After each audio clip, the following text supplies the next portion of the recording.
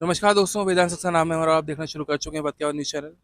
दोस्तों, आज बतिया न्यूज़ चैनल का जो काफिला है उसका दौरा है एमबीएस अस्पताल कोटा के अंदर। जी हाँ, एमबीएस अस्पताल इस कोटा संभाग का सबसे बड़ा सरकारी अस्पताल माना जाता है। ऐसा माना जाता है कि तमाम जितनी भी सरकारी योजनाएं हैं इनके लिए यहाँ पे हज़ारों की तादाद में स्टाफ अवेलेबल है। यहाँ पे डॉक्टर्स बहुत अच्छे माने जाते हैं। एम्स से पढ़े हुए डॉक्टर्स, इंडिया के टॉप डॉक्टर्स जो हैं उनका सिलेक्शन यहाँ पर होता है। लेकिन पिछले कई दिनों से जो यहाँ पर बेचारे मरीज अपना इलाज करवाने के लिए जद्दोजहद कर रहे हैं, उनकी शिकायतें मेरे पास कई दिनों से आ रही हैं। वो मुझे फ़ोन कॉल पे बताते हैं कि एक बेचारे मरीज हैं जो कैंसर से खुद पीड़ित हैं, उनका मुंह में कैंसर है। मेरी फ़ोन पे बात हुई थी, उन्होंने मुझे बताया कि मैं लंबी कतारों में खड़ा रहता हूँ, सुबह से रात तक मेरा नंबर नहीं आता है, मुझे टोकन नहीं मिलता है, मेरी पर्ची नहीं कटती है, इन्वेस्टिगेशन ढंग से नहीं हो रही है, डॉक्टर्स आते नहीं हैं, वार्ड में कोई मिलता नहीं है, अटेंडेंट जो हैं वो उनकी हेल्प नहीं करते हैं। उनकी जो एक मरीज हैं जिनकी जो पेंशन का केस है वो अभी तक 1 साल से पेंडिंग है। पिछले कई सालों से उनका हर साल सत्यापन हो रहा था, लेकिन अब जो कलेक्ट्रेट के अंदर 9 नंबर कमरे में एक महिला सरकारी कर्मचारी हैं, वो इस विभाग की ज़िम्मेदारी लेती हैं और इस पर कार्यरत हैं। स्मिता जी नाम है उनका। उनके द्वारा कोई भी इंफॉर्मेशन क्लियरली लोगों को नहीं बताई जा रही है कि कब सत्यापन होगा, कौन से महीनों में उनको अप्लाई करना चाहिए, क्या बेनिफिट्स होंगे। इस तरह की कोई इन्फॉर्मेशन नहीं दी जा रही है। अस्पताल से कलेक्टेड, कलेक्टेड से अस्पताल, लोगों के चप्पलें घिस चुकी हैं, लेकिन उनको कोई वाजिब जवाब नहीं मिल रहा है। अब जब सरकारी अस्पताल के अंदर ही सरकारी योजनाओं का सत्यापन और उनके जो बेनिफिट है वो लोगों को नहीं मिलेंगे तो इंसान कहाँ जाएगा। तो इस तरह के तमाम जो मुद्दे हैं, जिन परेशानियों का हल एक सिस्टमेटिक रूप से हो जाना चाहिए कि वन बाय वन हम सबका जिम्मेदारी से सत्यापन करें, स्वास्थ्य बीमा योजना से अवगत करवाएं, जिनका इलाज निःशुल्क हो सकता है उनको निःशुल्क इलाज करवाएं, डॉक्यूमेंट्स बनवाएं। गाँव का आदमी बेचारा कुछ जानता नहीं है। डॉक्टर्स यहाँ पे उनको कहते हैं जन आधार बना के लाओ, भामाशाह बना के लाओ, पैन कार्ड लाओ, वो नहीं समझता इन चीज़ों को। आपको उनको समझाना पड़ेगा, एक मैनेजमेंट काउंटर बिठाना पड़ेगा आपको। तो हमारी तो सरकार से हाथ जोड़कर विनती है कि प्लीज़ इस विषय पर ध्यान दें और आप भी इस वीडियो को ज़रूर देखिएगा, क्योंकि ये वीडियो एंटरटेनमेंट के लिए नहीं बनाया जा रहा है, बहुत गंभीर मुद्दों के ऊपर बनाया जा रहा है। आज अगर मैं खुद हाड़ौती का यहाँ पर एक जिम्मेदार व्यक्ति के रूप में अगर मैं यहाँ पे कवरेज करने जा रहा हूँ, तो मैं और भी जो पत्रकार मित्र हैं, मैं उनसे ये रिक्वेस्ट करूँगा कि अपने अपने संभाग के अंदर महीने 2 महीने 6 महीने के अंदर एक बार सरकारी अस्पतालों का जायज़ा लिया जाए, वहाँ पे शिष्टाचार भेंट करी जाए डॉक्टर्स के साथ में, मरीजों का हाल पूछा जाए। क्योंकि अगर मीडिया, जो कि एक चौथा स्तंभ माना जाता है संविधान का, अगर वही जिम्मेदारी नहीं लेगा तो पुलिस प्रशासन हो या अस्पताल का प्रशासन हो, वो ढंग से काम नहीं करने वाला है। इतनी तादाद में लोग आते हैं और ये बात भी सही है कि हर इंसान को प्रॉपर समय देना, प्रॉपर ट्रीटमेंट देना, प्रॉपर डॉक्यूमेंट्स देखना, निःशुल्क दवाइयाँ देना, निःशुल्क इलाज करवाने के लिए कितना ही आप मैनेजमेंट बिठा लीजिए, नहीं हो सकता जब तक आप एक सिस्टम के तहत सभी RS officers, IAS officers, CMHO इन सब के साथ प्रॉपर मीटिंग नहीं करेंगे, वीकली उनसे मॉनिटर नहीं किया जाएगा, तब तक इन समस्याओं का हल नहीं निकलेगा। आप चाहे कितने ही काउंटर खोल लीजिए।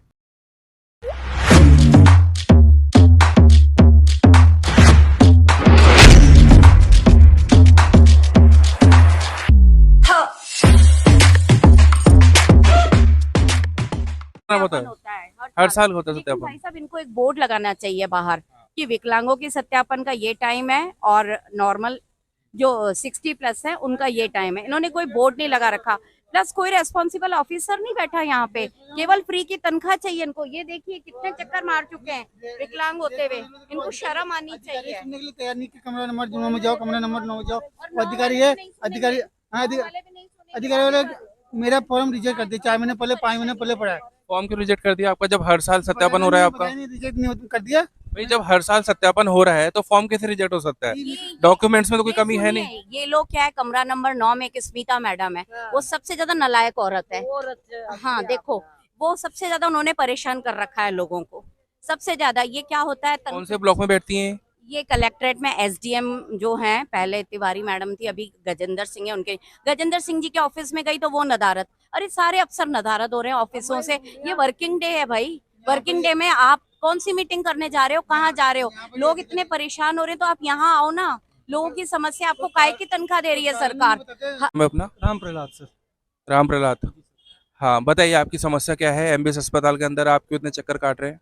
सर 6 तारीख को मैंने मेरे पापा को एडमिट करवाया था अब विजय सरदाना जी के इससे, सरदाना जी से। सरदाना जी के रेस्पॉन्स से। तो सर वो एडमिट होके 7 तारीख को सुबह तड़के 4 बजे अपने आप बेड से उठ के और कहीं चले गए।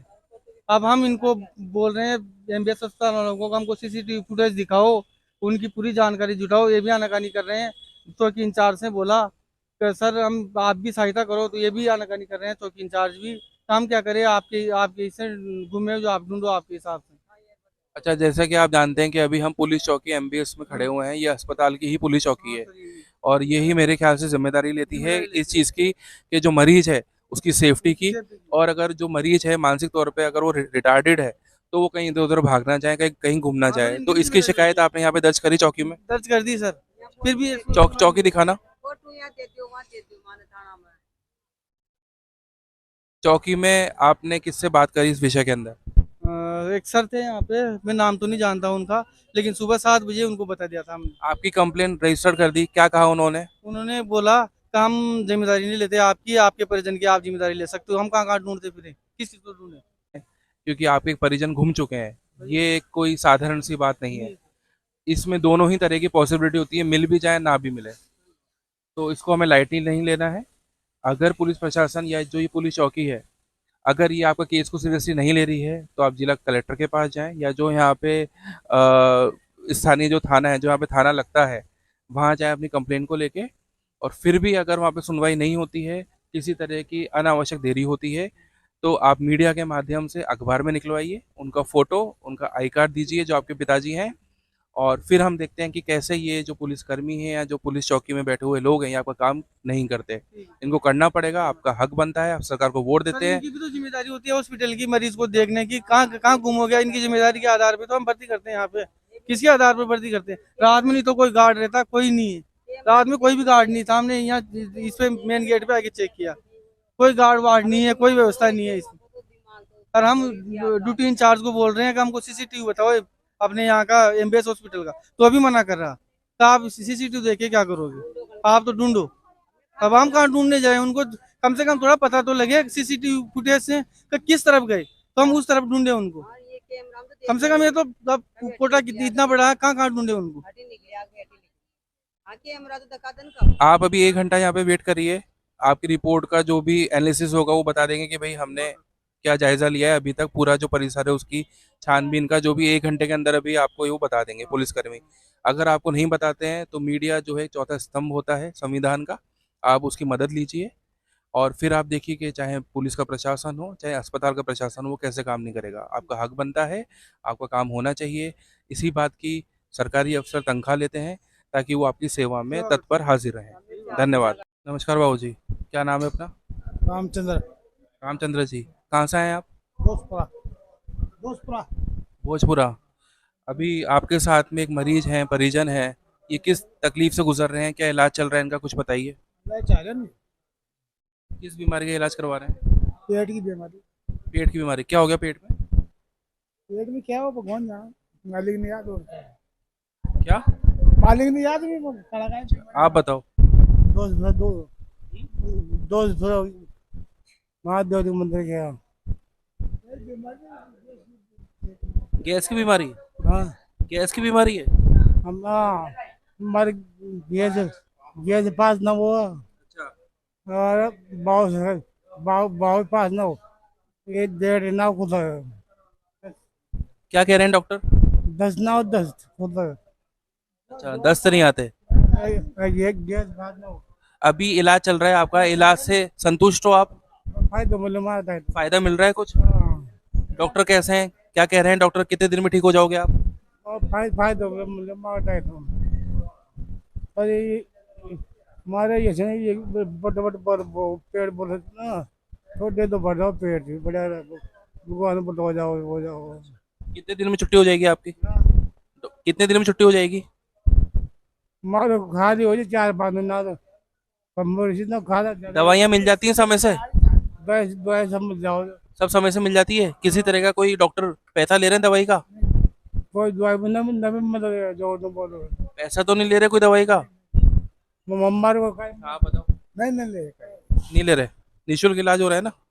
सच बोल रहे हो? ये 2004 में गलती थोड़ा क्या है आप बताओ ठीक है, धन्यवाद। नमस्कार, क्या नाम है अपना? चेतन जोर से बोलिए थोड़ा। चेतन चेतन अच्छा, अभी आप यहाँ पर पर्ची कटवाने के लिए खड़े हुए हैं ताकि जो डॉक्टर हैं वो मरीज को देख सकें। तो इतनी लंबी कतार यहाँ पर लगी हुई है और इतनी धक्का मुक्की होती है, लड़ाई झगड़े होते हैं कि भाई पहले मेरी पर्ची कट जाए ताकि मैं डॉक्टर को दिखा लूँ। इस तरह की तमाम समस्याएं हम आए दिन सुनते रहते हैं। अभी आप किन समस्याओं का सामना यहाँ पर कर रहे हैं? क्या आपकी पर्ची कट चुकी है? क्या प्रोसेस होता है, कुछ बताइए। मैंने क्या ब्लड चल रहा है अब मैं ब्लड बैंक में गया उन्होंने फ्लोर नई बिल्डिंग में भेज दिया तो नई बिल्डिंग वालों ने यहाँ भेज दिया अब ये जाने कहाँ भेजेंगे कोई पता ही नहीं है समझ में नहीं आती लंबी लंबी कतारों में खड़े रहो और यहाँ पागलों ने घूमते रहो चक्कर आ जाते कई बार गिर जाता हूँ मैं क्या करूँ भर्ती का काउंटर वहाँ सामने है और इंक्वायरी का है।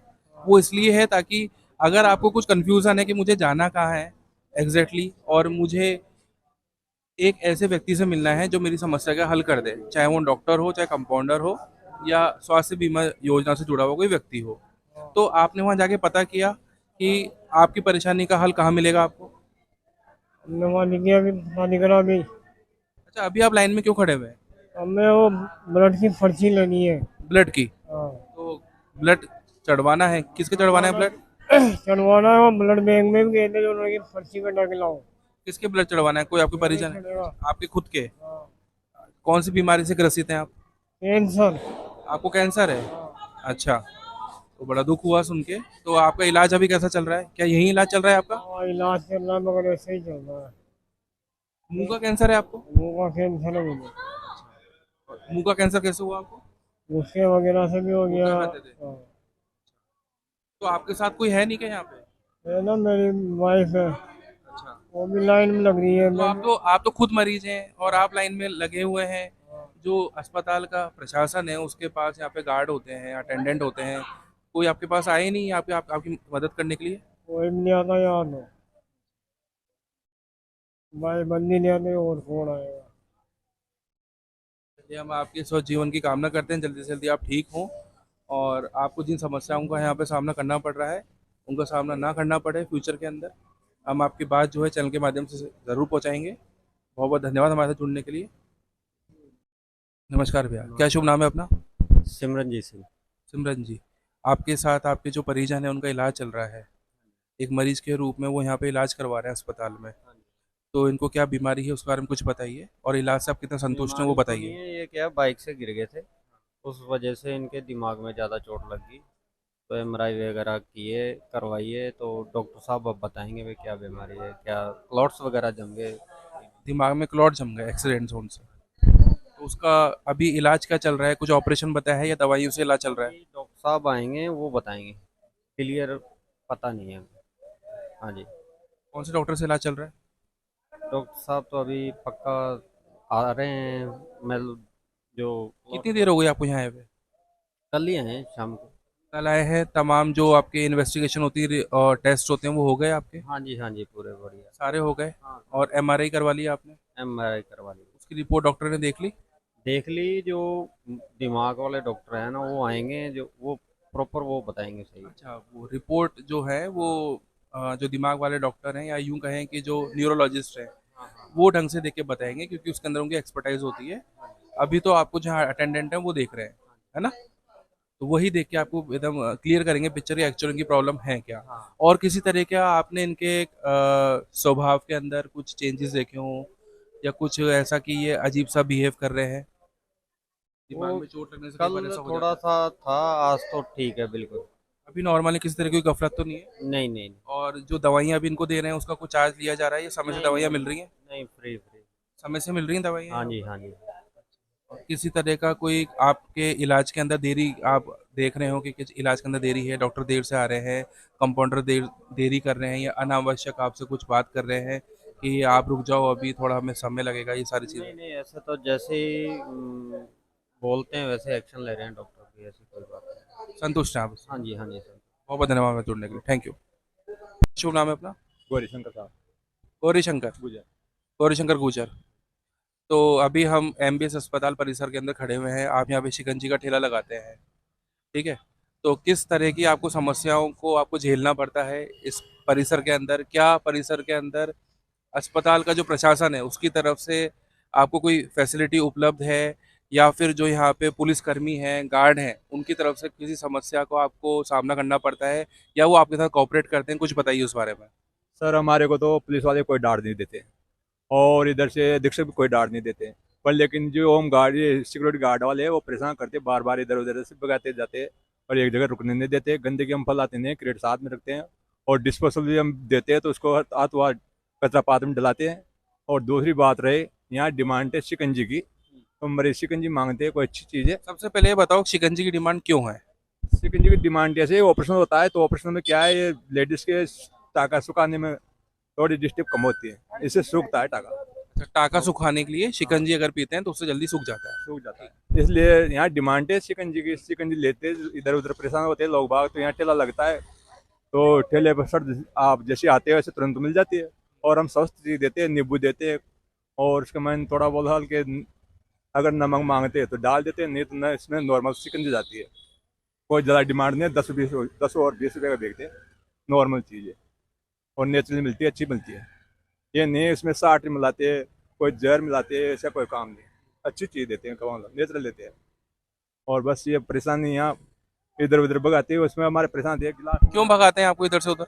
अब ये प्रॉब्लम अगर आपका एक स्थान निश्चित होगा तो लोगों को पता होगा कि यार फलानी जगह शिकंजी मिलेगी, फटाफट जाके ले आओ। अब आज आप मुझे यहाँ मिले, कल को वहाँ मिलोगे, परसों उधर पीछे मिलोगे, तो इससे तो क्या है कि आपका भी जो व्यापार है उस पर फर्क पड़ेगा, और हम जैसे जो लोग हैं या जो मरीज हैं यहाँ पे वो परेशान होंगे, उनको ढूंढना पड़ेगा, इतना समय किसी के पास नहीं है। साहब कई बार तो अदालत में जाते हैं, कई बार बाहर जाते हैं, कई बार इधर उधर भगाते हैं तो फिर वहाँ इधर उधर दे के बेचारा वापस चल जाते हैं। तो फिर महंगी जितने जैसे नींबू दे रहा है 100 रुपये का किलो दे रहा है, तो 100 रुपये किलो में से उसको पावर भी लेगा तो 80 मांगे तो 80 देने पड़ता है, 100 मांगे तो उसको 100 रुपये भी देने पड़ता है। और प्रजेंट टाइम पर जो शिकंजी मिल जाती है तो हाथ हम तो 10 और 20 रुपये का गिलास देते हैं, उसके बाद सोडा अगर मिलावट करते हैं तो 30 रुपये का अच्छा, देते हैं। किसी तरह की कोई हफ्ता वसूली आपने यहाँ देखी कि आपको वो हफ्ता वसूली की जो नहीं। परेशानियों झेलनी पड़ रही हो आप? नहीं सर, ऐसे हफ्ता वसूली तो कोई देते भी नहीं, हम लेते भी नहीं, हमारे कोई परेशान करता है भी नहीं, मांगते भी नहीं है, ऐसा कुछ भी नहीं है। खाली बस यही है यहाँ पे गार्ड वार्ड आते हो परेशान जरूर करते हैं यहाँ पे, और कुछ भी नहीं है, और ऐसे बढ़िया खड़े रहते हैं, कोई दिक्कत नहीं है हमारे से। तो गार्ड्स को समझाने की कोशिश करी कभी आपने, या जो अस्पताल का प्रशासन है उनको आपने शिकायत करी कि ये गार्ड मुझे परेशान कर रहे हैं कचरे के नाम पे, या जो जगह है उसके लिए? मानते हो कहते हैं कि अधीक्षक साहब से वो फोन आया हमारे, तो वो बोलते हैं कि अधीक्षक साहब फोन आया, वो भगाते हैं आपको, तो वो तो आप हमारे पास आके बोलते। मेरा जितेंद्र पाठक है। ये अस्पताल बहुत अच्छा है, कोई दिक्कत नहीं आती, कोई परेशानी नहीं आती है। बस इतनी परेशानी आती है, कोई अपंग हो, कोई कैसा हो, कोई इधर जा रहा है, कोई इधर जा रहा है, कोई से चला फिरा नहीं जा रहा, इधर के उधर थोड़ा भगाते भी हैं। ऊपर जो गार्ड है जो परेशान करते रहते हैं, कोई कोई ऐसा वो खोल देता है, डॉक्टर बैठते हैं जहाँ पे, उसमें क्या परेशान करते हैं हमें। अभी आप अपने किस बीमारी का इलाज करवाने यहाँ पर आए हुए हैं, और किस तरह की तमाम जो व्यवस्था है यहाँ पर अस्पताल का जो परिसर है वो आपको दे रहा है? क्या आप उन व्यवस्थाओं से संतुष्ट हैं, या कहीं पर आपको किसी परेशानी का सामना करना पड़ रहा है? संतुष्ट है, संतुष्ट है, ऐसी कोई दिक्कत नहीं है, बहुत बढ़िया डॉक्टर। और अभी आपकी आंखें में देख पा रहा हूँ कि एकदम पीली आंखें हो रही हैं आपकी। ये मेरी बचपन से है। आपके पैर में क्या फ्रैक्चर हो रहा है क्या? नहीं, राड़ लग रही है, गांठ लग रही है? क्यों? गिर गया था, एक्सीडेंट हो गया था। इलाज कैसा चल रहा है आपका? इलाज तो ठीक चल रहा है। कौन से डॉक्टर से इलाज चल रहा है? दिनेश मीणा। दिनेश मीणा जी। तो उनके इलाज से कुछ इम्प्रूवमेंट आया? इम्प्रूवमेंट तो आया था, लेकिन बाद में थोड़ी प्रॉब्लम आ गई थी, हल्की फुल्की। उसके बाद कोई दिक्कत नहीं आई। अब मेरे को राड़ निकला नहीं है, मेरा ये 1 साल की राड़ डर रही थी, 12 महीने की, 1.5 साल हो चुका है। अभी मैं परेशान हूँ उस चीज़ से, मैं अब निकलाना चाहता हूँ ये। तो ये बात आपने जो आपके डॉक्टर है उनको बताई कि मैं रॉड निकलवाना चाहता हूँ? हाँ, रॉड निकलवाने के लिए आप यहाँ पर आए हो, ये बात आपने डॉक्टर को बताई? निकलाना चाहता हूँ। डॉक्टर से बात हो गई? बात हो गई थी, क्या कहा डॉक्टर साहब ने? उन्होंने बोला निकल जाएगी। अब मेरे पास क्या डॉक्यूमेंट्स घूम गए थे, हम नए डॉक्यूमेंट्स बनवा रहा हूँ मैं। वे नए पूरे डॉक्यूमेंट्स बनेंगे जब भी आप डॉक्टर के पास जाओगे। किस तरह के डॉक्यूमेंट बनवाने हैं? दिनेश मीणा जी, डॉक्यूमेंट किस तरह के बनाने के लिए कहा है डॉक्टर ने? पूरे डॉक्यूमेंट्स बनाने पड़ेंगे। उसके बाद हाँ मसाडाइल मांग रहे हैं और वो जन आधार कार्ड मांगते हैं। स्वास्थ्य बीमा योजना के लिए बनवा रहे हैं ना डॉक्यूमेंट्स वो? नहीं, डॉक्यूमेंट्स नहीं बनवा रहे, वो यूँ कह रहे हैं कि भाई इसका जन आधार कार्ड वगैरह कुछ भी नहीं है, तो हमने पहले तो कर दिया था इसका इलाज कि भाई कोई बात नहीं, लेकिन अब जब निकला रहे हो ना तो आप इसके पास ही जन आधार कार्ड या वो भामाशाह कार्ड होना जरूरी है। अब उसके पास है ही नहीं, मैंने डॉक्टर साहब से कहा है, आप उसके कौन पास है नहीं। इनके? मैं बड़ा ब्रदर हूँ इसका। अच्छा, तो अब वो डॉक्यूमेंट बनने में तो टाइम लगेगा, अब तो तब हाँ। तक क्या आप लोग यहीं पर ही बैठ बस जाएंगे वही पेड़ के वाली नीचे? बात है, अब जिसकी जान पहचान है वो तो हो जाता है, लेकिन नहीं है तो क्या करें। अब जान पहचान से कैसे हो जाता है, मतलब आपने कहीं देखा कुछ ऐसा? भाई कुछ हो जाता है तो जान पहचान के भाई कर दो, कोई रिक्वेस्ट हो जाए तो अलग अलग बात है। बाकी ऐसे तो अभी 2 दिन से तो हम घूम रहे हैं, आज भी दिखाने आए थे, दूसरे डॉक्टर को दिखाया तो उन्होंने कहा भाई दिनेश मीणा जी ने कराया ये, तो दिनेश मीणा जी करेंगे इसका इलाज। डॉक्यूमेंट्स अप्लाई कर दिया आपने? डॉक्यूमेंट्स कहाँ से अप्लाई करें, इसके पास कुछ भी नहीं है, डॉक्यूमेंट्स के नाम से कुछ भी नहीं है इसके पास। जन आधार के लिए आधार कार्ड की जरूरत होती है, आधार या कार्ड भामाशाह की की जरूरत जरूरत, होती है? भामाशाह की जरूरत वो होती तो है, होगा, वो भी नहीं है। तो फिर इलाज कैसे करवाओगे? तो वही तो कह रहे हैं ना कि कैसे कराएं इलाज, पहले भी तो हुआ था ना इसका इलाज, बट भाई सरकारी इलाज में तो फ्री तो है ही सही ना, आधार कार्ड तो है ही सही ना इसके पास, फिर क्या इससे भी तो हो जाता है ना, जैसे लावारिसी मान लो एक तरह से, तो हाँ, अच्छा। उसका भी तो हो जाता है ना इलाज। वैसे तो बिना उसके तो उसके पास पैसे ही नहीं है, मेरे पास भी नहीं पैसे, उसके पास भी नहीं पैसे।